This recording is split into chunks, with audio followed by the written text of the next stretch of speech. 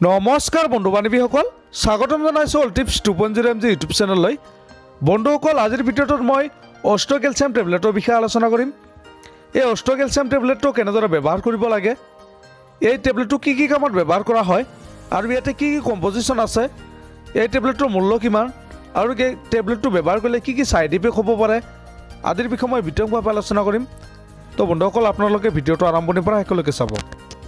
বন্ধুসকল, ভিডিঅ'টো আৰম্ভ কৰাৰ আগতে এটা অনুৰোধ জনাওঁ, যদিহে আপুনি এতিয়ালৈকে আমাৰ চেনেলটো ছাবস্ক্ৰাইব কৰা নাই, প্লিজ ছাবস্ক্ৰাইব কৰি দিব আৰু কাষত থকা বেল আইকনটো প্ৰেছ কৰি দিব।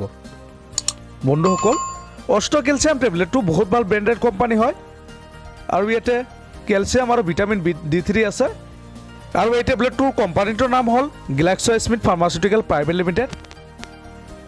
বন্ধুসকল, এই অষ্ট'কেলচিয়াম টেবলেটটো আমাৰ শৰীৰৰ বাবে বহুত ভাল কাম কৰে। হাড়ৰ গঠন, হাড় মজবুত কৰি ৰখাৰ বাবে এই টেবলেটে 100% কাম কৰে। যিকোনো ধৰণৰ মেডিচিন ব্যৱহাৰ কৰাৰ আগতে আপোনালোকে সদায় ডক্টৰৰ পৰামৰ্শ ল'ব। ডক্টৰৰ পৰামৰ্শ নোহোৱাকৈ আপোনালোকে কোনো ধৰণৰ মেডিচিন কেতিয়াও ব্যৱহাৰ নকৰিব।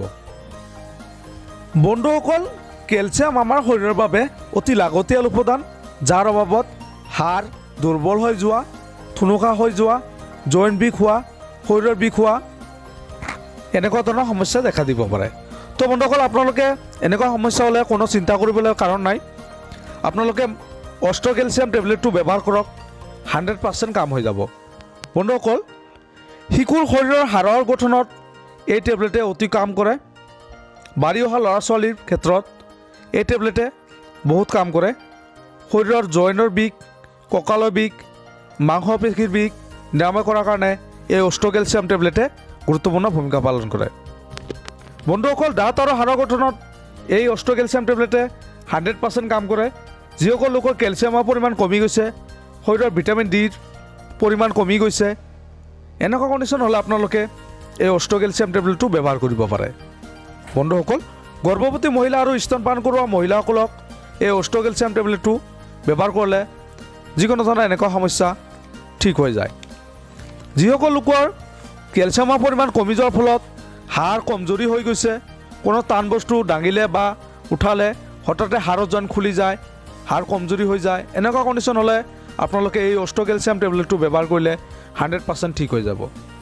বন্ধুসকল, গৰ্ভৱতী মহিলাৰ সন্তানৰ বিকাশ তথা হাড়ৰ গঠনত মজবুত কৰাৰ কাৰণে এই টেবলেটে গুৰুত্বপূৰ্ণ ভূমিকা পালন কৰে। স্কিনত হোৱা যিকোনো ধৰণৰ ইনফেকশ্যন, হাড় ক্ষয় হ'লে, পেৰাথাইৰইড গ্ৰন্থি কমি গ'লে, এনেকুৱা ধৰণৰ কণ্ডিশ্যন হ'লে আপোনালোকে এই টেবলেটটো ব্যৱহাৰ কৰিব পাৰে। বন্ধুসকল, এই টেবলেটটো ল'ৰা আৰু ছোৱালী দুয়ো ব্যৱহাৰ কৰিব পাৰে আৰু শিশুৰ বাবে এই টেবলেটটো এটাকৈ টেবলেট দিনত 2বাৰ খোৱাৰ পিছত খাবলৈ দিব। এডালৰ বাবে মুঠ 2টাকৈ টেবলেট খাব লাগিব, ৰাতিপুৱা এটা আৰু সন্ধিয়া এটা খোৱাৰ পিছত আপোনালোকে খাব। আৰু যিসকল লোকৰ এলাৰ্জিৰ প্ৰব্লেম আছে আপোনালোকে এই টেবলেটটো ব্যৱহাৰ নকৰিব। আৰু যিসকল লোকৰ কিডনীৰ প্ৰব্লেম আছে, কিডনী ষ্ট'ন আছে, হাৰ্টৰ প্ৰব্লেম আছে আৰু যিসকল লোকৰ ভিটামিন ডিৰ পৰিমাণ বেছি আছে, তেওঁলোকে এই টেবলেটটো কেতিয়াও ব্যৱহাৰ নকৰিব। বন্ধুসকলে, এই টেবলেটটো ব্যৱহাৰ কৰাৰ পিছত আপোনাৰ ছাইড ইফেক্টে দেখা দিব পাৰে, যেনেকৈ আপোনাৰ মূৰৰ বিষ, গেছ, মূৰ ঘূৰোৱা, বমিৰ ভাৱ, পেটৰ বিষ, ডায়েৰিয়া হোৱা, এনেকুৱা ধৰণৰ সমস্যা দেখা দিব পাৰে। বন্ধুসকল, যদি এনেকুৱা ধৰণৰ সমস্যা দেখা দিয়ে তেন্তে আপোনালোকে এই টেবলেটটো ব্যৱহাৰ কৰিবলৈ বন্ধ কৰিব আৰু ডক্টৰৰ পৰামৰ্শ ল'ব।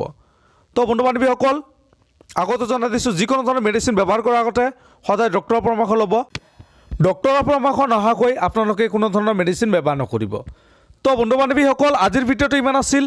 যদি ভিডিঅ'টো ভাল লাগে প্লিজ এটা লাইক কৰি দিব আৰু আপোনালোকে এই অষ্ট'কেলচিয়ামৰ বিষয়ে অধিক জানিবৰ কাৰণে কমেণ্ট কৰি জনাই দিব পাৰে। ধন্যবাদ।